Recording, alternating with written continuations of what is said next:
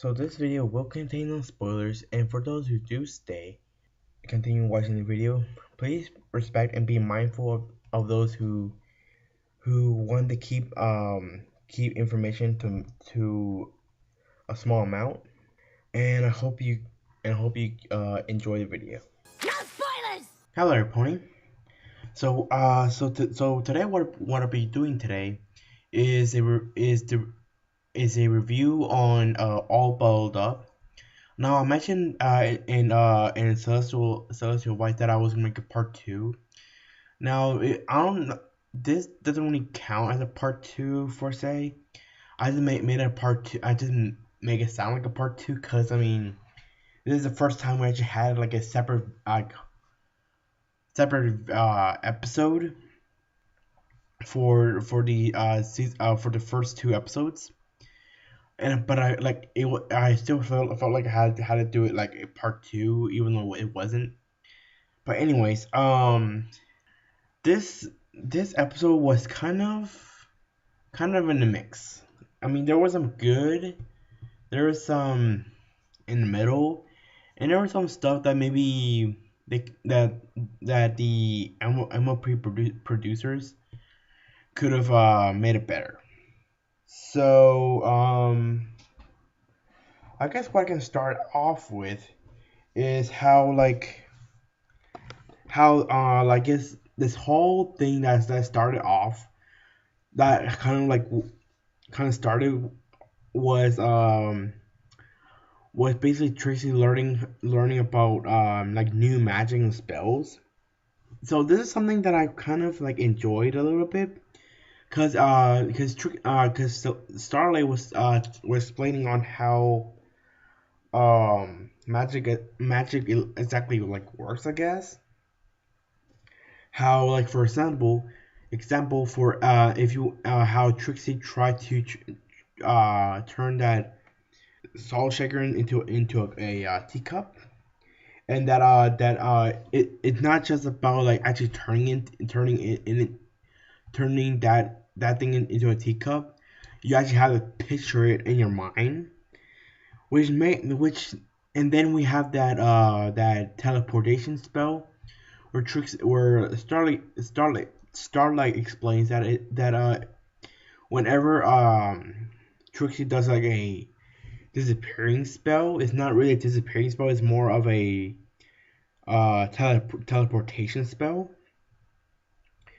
which and then she explains how a teleportation spell kind of works too. And I really did enjoy that because sometimes I'm kind of fascinated on how like magic exactly works in Equestria and how like certain spells work, and like how like teleportation and transformation spells work. And I think this is kind of how I guess laser magic works. I guess I'm not really sure how. Not sure if you like concentrate on something in your, if like you have a picture in your mind on how you want to attack it, or I'm not really sure. But this is a great like learning experience on how exactly like a spell works. Again, and so like I said, how this whole episode started off on how Trixie tried to learn to like new magic. Trixie was a little bit more blinded by her ego than what we know of previously. But I think and this is something that I kind of didn't really enjoy, how Trixie was how her like egoness was kind of turned up a notch. But I think there's a reason for that. So there's a term for this, but I can't remember what it was. But I think that since Trixie learned this new type of magic, and she like learned it automatically without struggle, makes her think that this whole like magic learning thing is as easy as anything else. And because she learned the teleportation spell so easy, that her ego it like had like skyrocketing and making her like think that she's like the greatest unicorn ever, and that these kind of spells are easy for her, and which is why she's like blinded by her ego, because she's like so proud of doing something that's apparently supposed to be hard, but she did it easy. Which, and speaking of the teleportation, I'm kind of surprised on how Trixie was able to, what is it called, like was able to teleport that giant table, the giant crystal table, in just one try. I mean, in comparison to I guess Twilight, how it took her a couple of tries to just learn levitation spells, and it took her a couple of tries just to do that. Where Trixie automatically knows and how to do a teleportation spell. Obviously, Twilight took a long time just to learn how to do that, and and Twilight doesn't even know when will happen or how it happens. Just happens, and apparently Trixie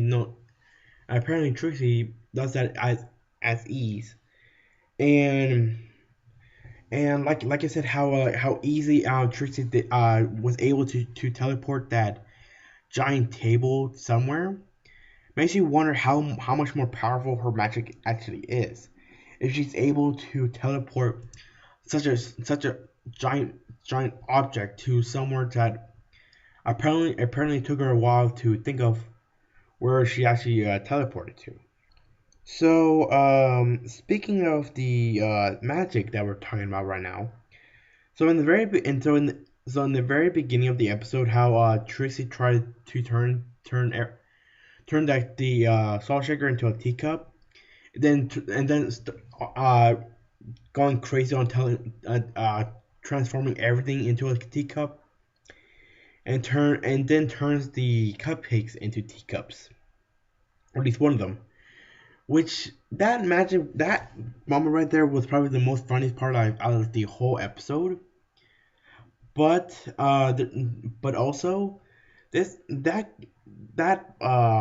poodle cupcake teacup thing got me wondering that I remember in season 3, I think it was, where Twilight transformed that frog into an orange.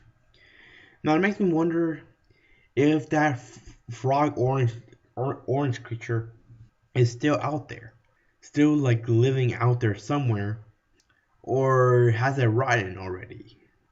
That makes you wonder that like those like creatures that are transforming into like animate objects, or like animate objects been attached to other creatures, makes you wonder what happened to them. Also, we noticed how like Starlight was trying to, I guess, contain her emotions by using magic to putting her, like, I guess, that angry cloud of smoke into a bottle, which it's where the title of the episode gets it from, I guess. And this is like an important lesson right here.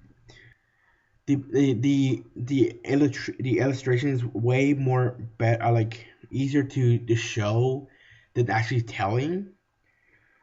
So what I meant is what do I meant that by is that it's super easy to hide your like emotions and have them like all bottled up, have them all like contained and not releasing them, and then and out of nowhere, out of burst of energy, you you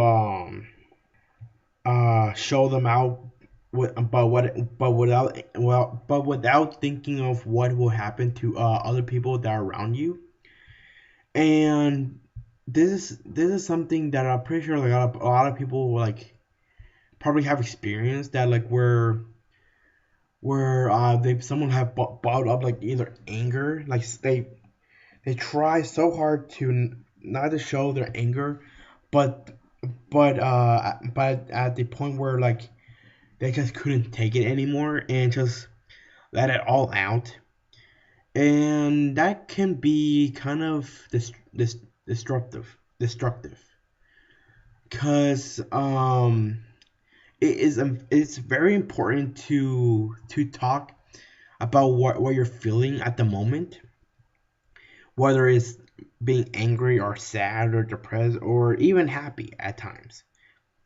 That sometimes you just have to talk about those feelings, because eventually, if you don't, eventually they will come out, and most than not, they'll do something hurtful that maybe it just can't be fixed just by using words or some or that. Yeah, and then we got the puzzle room, which now, okay, so those puzzle room cutscenes, I'm not sure if those things were actually necessary for them to be there, but I think the reason why they added that was maybe because the producers couldn't think of a better or like they probably didn't think that this episode alone, where they're trying to teach a lesson about, like, not keeping your emotion stored, I guess, that they didn't think it was gonna have enough time, so they added the puzzle room scenes, which also I think, where I think having the three other ponies getting mad at Starlight was not sure if it was necessary, but I mean it kind of brings out the point either way. So like I was saying, how Trixie was using her magic to store her emotions. So this is another this is another thing that I think I mentioned before, how Starlight constantly uses magic to fix a problem, where eventually it becomes more troublesome than actually fix and than actually helping. This is obviously a prime example, and I did mention that how that yes, maybe Twilight, I mean Starlight doesn't need friendship lessons, but I do think that she does need some magic lessons. What I mean by that is that maybe controlling her magic and learn when to use that magic and when not to. And this is like one of those times where, like, maybe she could have, like, easily just, maybe instead of storing all those bottles, just tell Trixie, just should have just told Trixie what would happen, or like what how she felt, even if Trixie was gonna be mad.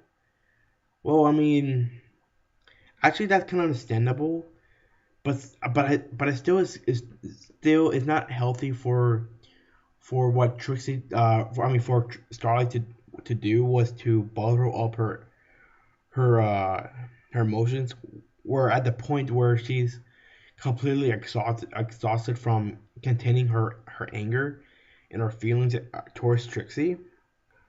But I mean, towards the end, it was kind of like really good, like, how like Trixie was saying that no matter how like mad how mad Starlight was against Trixie, that Trixie will never actually be upset about that. And she realized that her ego was kind of like higher, and that was kind of affecting Starlight. Yeah. Also, I liked how Spike was that kind of like that person who like the voice of reason, or the person who have like been there, done that, but doesn't want to experience again. Cause like cause if you notice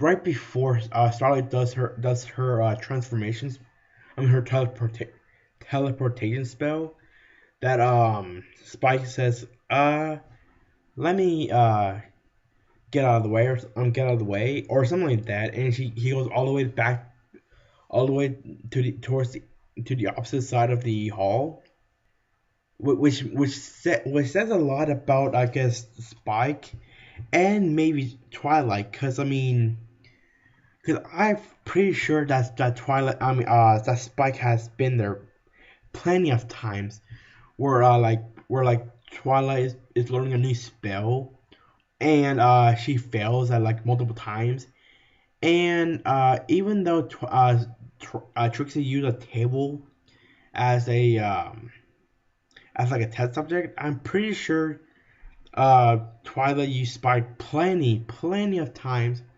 as a test subject for her spells, and I'm pretty sure it's by one of those first-hand experiences that Spike had, like, oh, I need to get out of here, because I'm pretty sure if she misses, it's gonna get on to me, and I would not know, and I wouldn't know where she'll teleport me to.